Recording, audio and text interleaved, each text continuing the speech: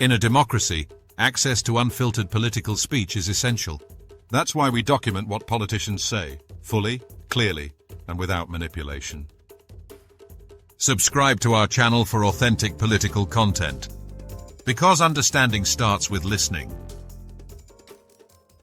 Keep fighting Labour. I will. There are people here. You didn't plant them there, did you? These definitely a great one for us to come in. They're very sensible. Hello. Yeah, it's that celebration. I'm here because I know how tough. Well, I was going to say best of luck to you to keep fighting. Yeah, we will. Yeah, we will. that's it. We will. Yeah. But we want to make sure that the whole of the agricultural industry knows that we have your backs. That's it. I mean, I don't know what we can do in the short term, because for us this is the situation that Martin's dad is 85. Yeah. But you can't ask him to live till 92 to live out the No, gift. it is an immoral thing. It is. Well, he has lived like a monk his whole Yeah, life yeah. because nothing pleases him more than his cattle being well and staying at home and being the farm. He doesn't want to go anywhere else because everything he needs is on that farm there. Yeah. And the light shining in his eyes when he sees him starting to have a go. Yeah. He is so proud, but he has You want to be farming. He has all the skills and the energy and everything that this industry needs to carry on that hard work that Martin and his dad and his granddad and his great-granddad before him. This is how important getting out to rural areas is, because this is a massive life-changing thing for fifth generation family farms. Since that budget, we've stopped in investing. Yes. We are Well, this is because all the And- farmers in my constituency say that they're not buying anything, they're not buying any tractors, they're not investing in anything. So it's having a knock-on effect. It's having a knock-on effect. It's one of the things that I've been saying, that a lot of the people who make the policy just sit in Whitehall. They actually don't have any understanding of what they're making the policy about. It's all theory. As soon as we get back, we will reverse it. Yeah.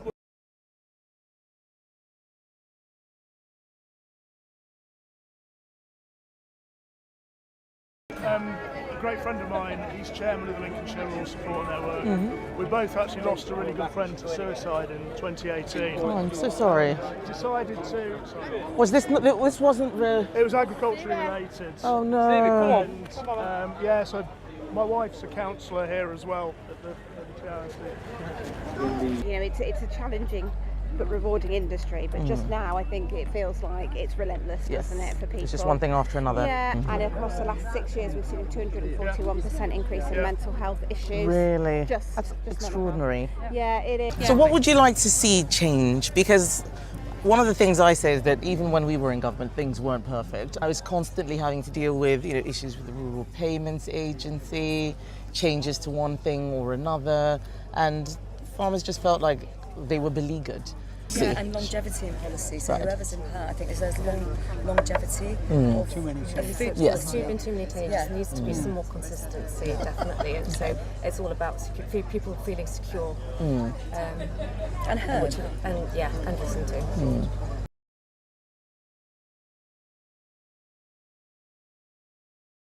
We are reconnecting with a lot of the people who were disillusioned with the Conservative government last year, but now they are seeing that the new Labour government they have is not what they wanted, it's not the change they voted for, but they're not just going to rush back. We have to show that we have a compelling offer, they like what we've got to say, and there's going to be more to come.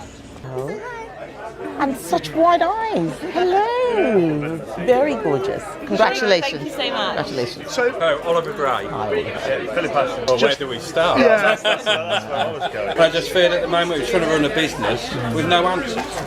but I think on the other side of that, like the American trade deals, it's opened the gates to imported foods. Yeah. America is still using hormones to produce beef quicker, and we can't compete. Yeah. You know, they grow 25% quicker. Yeah. We can't do that. The bioethanol plant, they're saying they might be closing next week because of the trade Two of them. deal. Why? Ensis as well, yeah. Why? It's opened the gate to ethanol. We only produce between 13 to 15 million tonnes a year. So when we lose 2.5 million tonnes of our market a year, Yeah. it's fairly catastrophic. Yeah, I understand. So Starmer saying he's supporting us with the trade deal is actually done the opposite. No, it's allowing just an unlevel playing field. That's right. And it's a level playing field that everybody asks for. We continue having to produce food with our hands and ankles tied together. Yeah. We're not competitive because of all the regulations. regulations. We've been very critical of what they've done on sustainable farming incentives. It's just disruptive. People need certainty. They need to know what's going to happen, next month, next year. Businesses, farmers plan in 5-10 year cycles, not 5-week, 5-day cycles. And I still do not understand what they were doing by stripping that incentive away. Nothing can replace actually hearing directly from people's personal experiences. There's so many heartbreaking stories. The worst one was hearing about a suicide, a farmer committing suicide, and just the circumstances that led up to that. And I just believe that they are overburdened. They're overburdened by tax, they're overburdened by regulation, by constant change, they have no certainty.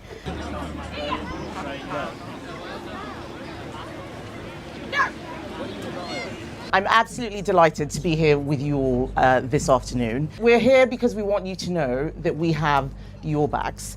I'm an MP for a rural constituency as well, and I can see how farmers and the agricultural industry in general is just suffering. We're going to do everything we can to put a stop to this. The first thing we are going to do is reverse Labour's family farms tax. It is a cruel and immoral tax that could only have been put in by people who do not understand what farming is like. It is a way of life, and it is something that is handed down from generation to generation. And what I've been saying is that this is a tax not just on farmers, but on that next generation. It is a tax on young people, because we're effectively telling them that they may not have a future, and they may not have a future in farming. This is one of the problems that we're seeing, that young people are deciding that it's just too difficult to be a farmer, and they might as well go on and do something else. That agriculture is an institution that the country has forgotten about. We need to make sure that we let all of you know that we have not forgotten about you. We see what you're doing. We are grateful for it. We need to make sure that everyone else around the country understands that too. We are doing this because it is the right thing to do. This is not about votes. This is about the right thing to do. And the right thing to do is to look after our children, is to look after food security, and to look after those people who are doing one of the hardest jobs in this country. So the Conservative Party has your backs. Today's been really fun. I'm with my people, farmers. They're my favorite people, my favorite constituents, because they are people who help create growth. I've been talking about makers, the makers of our economy, the makers of Britain, people who build things, grow things, produce. Farmers are very much at the heart of that. How do we do that? So on Winter Fuel, we ran a campaign where we got lots of people to just keep emailing their MPs, and a lot of them will buckle. We've got to target them. I will. I will. Please, you see, the message is clear. Thanks for watching. If you want to keep up with what's really being said in politics, make sure to subscribe and turn on notifications.